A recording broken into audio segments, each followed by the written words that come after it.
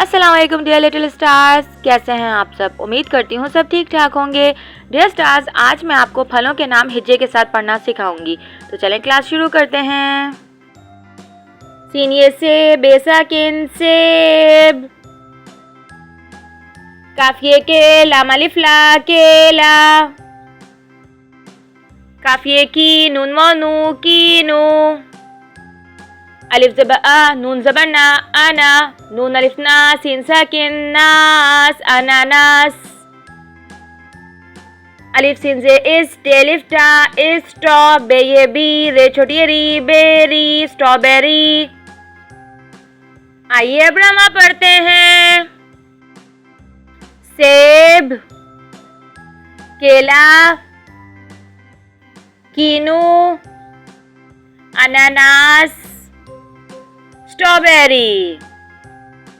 Dear stars, उम्मीद करती हूँ आपको फलों के नाम हिज्जे के साथ अच्छे से याद हो गए होंगे। मिलती हूँ नेक्स्ट क्लास में, जब तक के लिए बाय बाय।